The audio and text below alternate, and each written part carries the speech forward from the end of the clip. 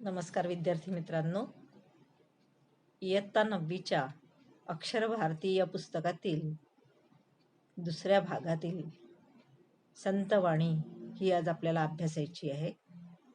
संतवाणी यामध्ये पहिला अभंग भेटी लागी जीवा संत तुकाराम महाराजांचा दिलेला आहे. संत तुकारामांचा परिचय. संत तुकारामांचं पूर्ण नाव तुकाराम बोल्लोभा आंबिले. जन्म 1608 आणि मृत्यू 1650. संत तुकाराम आपल्या महाराष्ट्रातील एक फार मोठे संत होऊन गेलेत. महाराष्ट्राला तशी अनेक संतांची परंपरा लाभलेली आहे आणि त्यामध्ये संत ज्ञानदेव, संत गोरा कुंभार, संत तुकाराम, नामदेव, एकनाथ असे अनेक संत होऊन गेले. ह्या सर्व संतांनी समाजाला एक वेगळी दिशा देण्याचा प्रयत्न केला. समाजामधून अंधश्रद्धा, समाजामध्ये असलेल्या वाईट चालीरीती, रूढी, परंपरा यांना बाहेर काढून टाकण्यासाठी आपापल्या परीने अभंगाद्वारे, कीर्तनाद्वारे त्यांनी प्रयत्न केले. संत तुकारामांनी अनेक अभंग लिहिले आणि त्याद्वारे लोकांमध्ये जनजागृती त्यांनी केली. वाईट प्रथांवरती परखड अशी टीका सुद्धा त्यावेळेला त्यांनी केली. त्यांचा थोडक्यामध्ये परिचय असा आहे.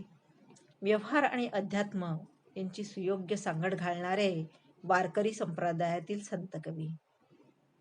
आता वारकरी संप्रदाय म्हणजे काय हे थोडक्यात मी तुम्हाला सांगू इच्छिते.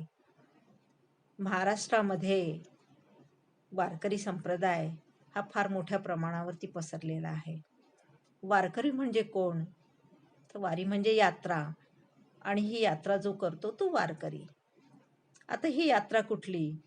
तर महाराष्ट्रातील वारकरी लोकांचं आराध्य दैवत, उपास्य दैवत असलेला तो पंढरपूरचा विठ्ठल. त्याच्या दर्शनासाठी आषाढी एकादशीला आणि कार्तिकी एकादशीला फार मोठ्या प्रमाणामध्ये लोक तिथे जमतात, ते वारकरी. आणि हे वारकरी जे आहेत हे गळ्यामध्ये तुळशीची 108 मण्यांची माळ घालतात. त्या वारकऱ्यांचं जीवन जे आहे अतिशय, ज्याला आपण म्हणू सत्य बोलणारे, सात्विकतेने राहणारे, वागणारे आणि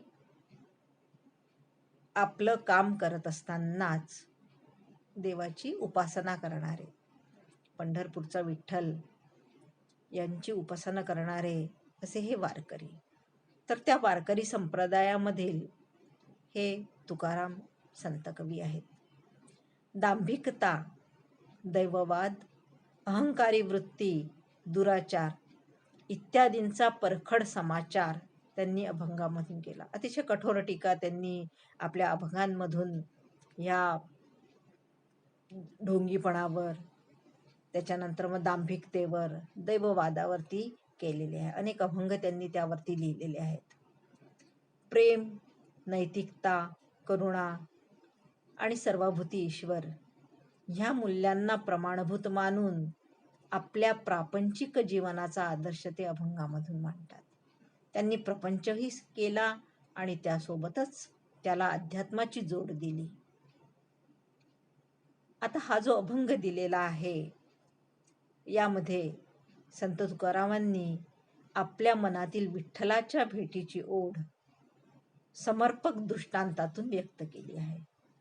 आता समर्पक म्हणजे काय? तर समर्पक म्हणजे योग्य, त्या ठिकाणी चपकल बसणारे असे हे दृष्टांत. दृष्टांत म्हणजे उदाहरण.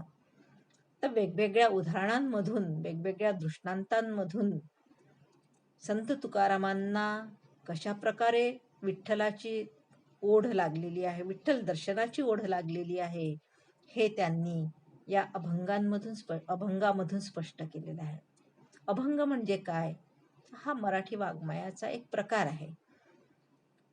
अभंग, अभंग, भंग न होणारा तो अभंग.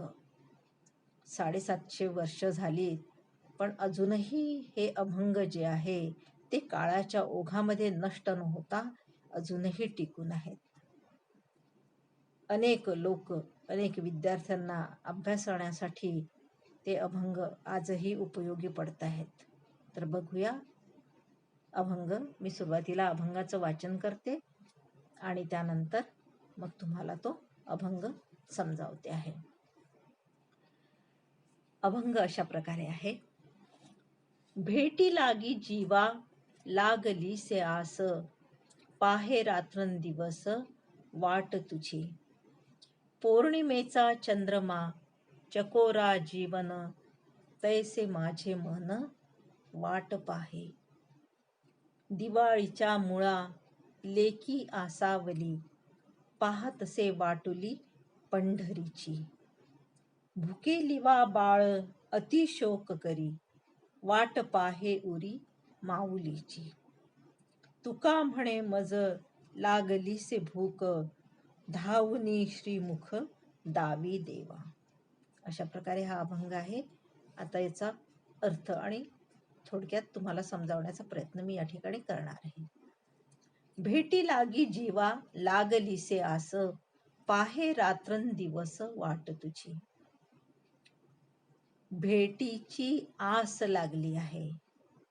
भेटी लागी जीवा लागलीसे आस. आस लागणे म्हणजे ध्यास लागणे, तीव्र इच्छा निर्माण होणे. कोणाची आस लागली आहे संत तुकारामांना? संत तुकारामांना विठ्ठलाच्या भेटीची आस लागलेली आहे आणि त्यासाठी ते रात्रंदिवस वाट बघतायत. त्यांच्या मनाला एकच ओढ लागलेली आहे की विठ्ठलाचं दर्शन मला केव्हा होईल. विठ्ठलाच्या भेटीसाठी त्यांचा जीव व्याकुळ झाला आहे आणि म्हणून ते म्हणतायत भेटी लागी जीवा लागलीसे आस, पाहे रात्रंदिवस वाट तुझी. तुझ्या भेटीची आस मला लागलेली आहे आणि मी त्यासाठी रात्रंदिवस तुझी वाट बघतो आहे. त्यासाठी त्यांनी वेगवेगळ्या प्रकारचे दृष्टांत या अभंगामध्ये दिलेले आहेत. मी तुम्हाला पहिलेच सांगितलं की दृष्टांत म्हणजे उदाहरण, योग्य उदाहरण, समर्पक अगदी चपकल बसणारे असे उदाहरण त्या ठिकाणी त्यांनी दिलेले आहेत. तर पहिला दृष्टांत कोणता दिलेला आहे त्यांनी पहा. पौर्णिमेचा चंद्रमा चकोरा जीवन, तैसे माझे मन वाट पाहे. आता चकोर पक्षाचं नाव तुम्ही ऐकलं असेल. चकोर पक्षाचं जीवन म्हणजे पौर्णिमेचं चांदणं.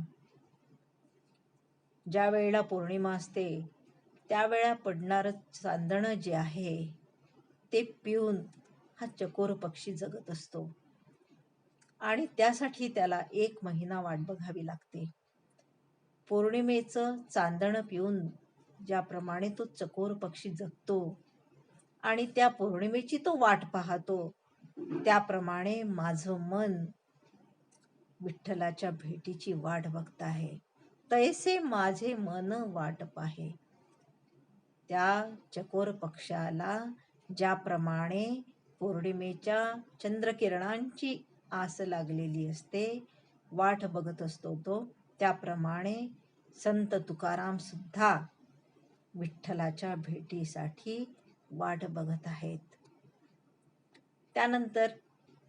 त्यानंतरच्या कडव्यामध्ये संत तुकारामांनी कोणतं उदाहरण दिलेलं आहे, कोणता दृष्टांत दिलेला आहे तो आपण बघूया. दिवाळीच्या मुळा लेकी आसावली, पाहतसे वाटुली पंढरीची. आता दिवाळी हा आपल्या महाराष्ट्रामध्ये साजरा होणारा असा मोठा एक सण आहे आणि त्या दिवाळीच्या सणाला काय होतं की लग्न झालेल्या मुली ज्या असतात माहेरवाशिणी आपल्या घरी जाण्यासाठी वाट बघत असतात. कोणाची? तर आपल्या भावाची. दिवाळीच्या सणासाठी ह्या मुली ज्या आहेत लग्न झालेल्या, ह्या माहेरी जाण्यासाठी आपल्या भावाची तीव्रतेने वाट बघत असतात. त्याचप्रमाणे संत तुकाराम सुद्धा पंढरीची वाट बघत आहे. पाहतसे वाटुली पंढरीची. वाटुली म्हणजे रस्ता. तर पंढरीला केव्हा मला जायला मिळेल, केव्हा माझ्या माऊलीचं मला दर्शन होईल, केव्हा माझ्या पांडुरंगाचं मला दर्शन होईल, यासाठी मी वाट बघत आहे. कोणाप्रमाणे? तर ज्याप्रमाणे मुली माहेरी जाण्यासाठी आपल्या भावाची वाट बघतात, माहेरी जाण्यासाठी वाट बघतात, त्याप्रमाणे मी सुद्धा पंढरीला जाण्यासाठी वाट बघत आहे. यानंतर पुढच्या कडव्याकडे वळूया. भुकेली वा बाळ अति शोक करी, वाट पाहे उरी माऊलीची. भुकेलेलं जे बाळ असतं ते काय करतं? ते रडतं. अतिशोक. शोक म्हणजे दुःख. बाळाला जेव्हा भूक लागते तेव्हा ते बाळ रडायला लागतं, जोऱ्या जोऱ्याने रडतं. कशासाठी? की माऊलीने, आईने आपल्याला जवळ घ्यावं, आपल्याला दूध द्यावं, आपल्याला दुधाने तृप्त करावं, यासाठी ते बाळ रडत असतं. आणि जेव्हा आई त्याला जवळ घेते तेव्हा मग ते बाळ शांत होतं. त्याप्रमाणे संत तुकाराम सुद्धा माऊलीच्या भेटीसाठी व्याकुळ झालेले आहेत. आपल्या भारतीय संस्कृतीमध्ये जरी देव पुल्लिंगी असले तरी सुद्धा माऊलीची, आईची उपमा, आईप्रमाणेच देवाला त्यांनी मानलेलं आहे, माऊली मानलेलं आहे. आणि म्हणून उरी म्हणजे हृदयात. तर संत तुकाराम आपल्या माऊलीची म्हणजेच पंढरपूरच्या विठ्ठलाची वाट बघत आहेत. ज्याप्रमाणे आई आपल्या बाळाचे सगळे लाड पूर्ण करते, त्याच्या सगळ्या इच्छा पूर्ण करते, त्याप्रमाणे हा विठ्ठल माझ्या इच्छा पूर्ण करेल, मला समाधान लाभेल त्याला भेटीने, त्याच्या भेटीने मला आनंद होईल. आणि म्हणून संत तुकाराम या ठिकाणी विठ्ठलाची वाट बघत आहेत. पुढच्या कडव्यामध्ये, तुका म्हणे मज लागलीसे भूक, धावुनी श्रीमुख दावी देवा. तुकाराम महाराज काय म्हणतायत? की मला भूक लागली आहे. आता या ठिकाणी भूक म्हणजे कोणती? भूक म्हटली की आपल्याला अन्नाची भूक आठवते. आईला म्हणतो आपण की आई मला भूक लागली आहे, मला जेवायला दे, आई मला हे खायला दे, कारण आपल्याला अन्नाची भूक लागते. पण तुकाराम महाराज या ठिकाणी म्हणतायत की मज लागलीसे भूक. पण कशाची भूक लागली आहे तुकाराम महाराजांना? धावुनी श्रीमुख दावी देवा.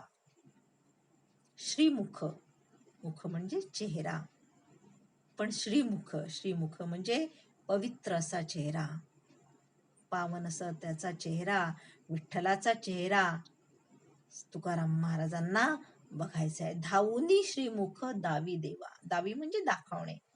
हे देवा, तुझं पवित्र असं वदन, तुझं पवित्र असा चेहरा मला दाखव, मला त्याची भूक लागलेली आहे.